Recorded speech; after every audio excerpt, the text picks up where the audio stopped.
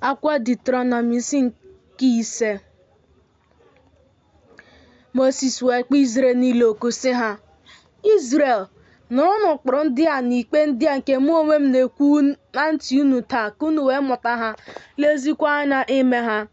Jehova bụ Chineke anyị gbara ndụ nye anyị n'ime Horeb. Ọ bụghị nna anyị ha ka Jehova gbara ọgbụgba ndụ anyị, kama ọ bụ anyị, ọbụla anyị onwe anyị ndị nọ n'ebe a na ndụ taa anyị niile. Ihu na ihu ka Jehova kpanyere unu ụka n'ugwu ahụ site n'etiti ọkụ ahụ. Mụ onwe m na-eguzo n'etiti Jehova na unu na mgbe ahụ, igosi unu okwu Jehova, n'ihi na unu tụrụ egwu n'ihi ọkụ ahụ. Unu arịgoghịkwa n'ugwu ahụ sị, mụ onwe m bụ Jehova bụ Chineke unu, onye mere ka isi n'ala Ijipt n'ụlọ ndị ohu pụta. Gị enwela chi ọzọ chinyere m, gị emela onwe gị arụsị apịrị apị, bịa oyiyi nke ụdị ọbụla nke dị n'eluigwe n'elu, maọbụ nke dị n'ụwa n'okpuru ya, maọbụ nke dị na mmiri n'okpuru ụwa. Gị akpọla isi ala nye ha, efekwala ha ofufe, n'ihi na mụ onwe m bụ Jehova bụ Chineke gị, bụ Chineke ekworo. Na-ewere ajọ omume nke ndị bụ nna leta ụmụ ha, letakwa ụmụ ụmụ nke atọ, letakwa nke anọ nke ndị na-akpọ m asị. Ma ana m emere nna ụmụ abụọ na ọgụ iri ebere, bụ nke ndị na-ahụ m n'anya, na-edebekwa ihe nne m nyere n'iwu. Gị eburula aha Jehova bụ Chineke gị ime ihe efu, n'ihi na Jehova agaghị agụ onye na-eburu aha ya ime ihe efu na onye ikpe na-amaghị. Debe ụbọchị izu ike ido ya nsọ dịka Jehova bụ Chineke gị nyere gị iwu. Ụbọchị isii ka ị ga-arụ ọrụ jụọ ozi gị niile, mana ụbọchị nke asaa bụ ụbọchị izu ike nke Jehova bụ Chineke gị nwere.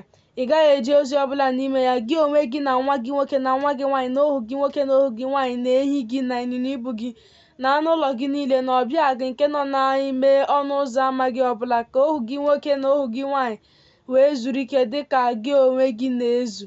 Ị ga-echetakwa na ị bụrị ohu n'ala Ijipt, ma Jehova bụ Chineke gị were aka dị ike werekwa ụgwọ aka ya setịrị esetị mee ka isi n'ebe ahụ pụta. N'ihi nke a ka Jehova bụ Chineke gị nyere gị iwu idebe ụbọchị izu ike. Sọpụrụ nna gị na nne gị dịka Jehova bụ Chineke gị nyere gị iwu, ka ụbọchị gị wee dị anya, ka o wee dịkwara gị mma n'elu ala ahụ nke Jehova bụ Chineke gị na-enye gị. Gị egbula mmadụ, gị akwakwala iko, gị ezukwala ohi, gị agbakwala ama ụgha megide mmadụ ibe gị. Gị enwekwala anya ukwu n'ebe nwunye mmadụ ibe gị nọ. Agụ ụlọ mmadụ ibe gị agụkwala gị, maọbụ ubi ya, maọbụ ohu ya nwoke, maọbụ ohu ya nwaanyị, maọbụ ehi ya, maọbụ ịnyịnya ibu ya, maọbụ ihe ọbụla nke mmadụ ibe gị nwere. Okwu ndị a ka Jehova were oke olu gwa mkpọkọta unu niile n'ugwu ahụ site n'etiti ọkụ ahụ na igwe ojii ahụ na oke ọchịchịrị ahụ, ma ọ tụkwasịghị ihe ọzọ. O wee dekwasị ha na mbadamba nkume abụọ were ha nye m. O ruo mgbe unu nụrụ olu ahụ site n'etiti ọchịchịrị ahụ na ugwu ahụ na-ere ọkụ, na unu bịaruru m nso, bụ ndị isi niile nke ebo niile unu na ndị okenye unu. Unu wee sị, lee, Jehova bụ Chineke anyị mee ka anyị hụ ebube ya na ịdị ukwu ya. Ọ bụ ka olu ya ka anyị nụrụ site n'etiti ọkụ ahụ. Taa ka anyị hụrụ na Chineke na-akpanyere mmadụ ka ọ dịkwa ndụ. Ma ugbu a, n'ihi gịnị ka anyị ga-anwụ? N'ihi na ọkụ ukwu a ga-eripịa anyị. Ọ bụrụ na anyị onwe anyị anụkwa olu Jehova bụ Chineke anyị ọzọ, anyị ga-anwụkwa. N'ihi na onye dị n'etiti anụ ahụ niile nke nụworo olu Chineke dị ndụ ka ọ na-ekwu okwu site n'etiti ọkụ, dịka anyị nụrụ ọ dịkwa ndụ. Gị onwe gị jeruo nso, nụkwa ihe niile nke Jehova bụ Chineke anyị ga-ekwu. Gị onwe gị gwakwa anyị ihe niile nke Jehova bụ Chineke anyị ga-agwa gị. Anyị ga-anụkwa mee ya. Jehova wee nụ olu okwu niile unu. Mgbe unu gwara m okwu, Jehova wee sị m, anụwo m olu okwu niile nke ndị nka nke ha gwaworo gị. Ihe emewo nke ọma n'ihe niile ha kwuworo. Ọ ga-adị m nnọọ mma ma a sị na mkpụrụ obi ha dị ihe otu a, ịtụ egwu m na idebe ihe niile m nyere n'iwu ụbọchị niile, ka ọ wee dịrị ha mma, dịkwara ụmụ ha ruo mgbe ebighị ebi.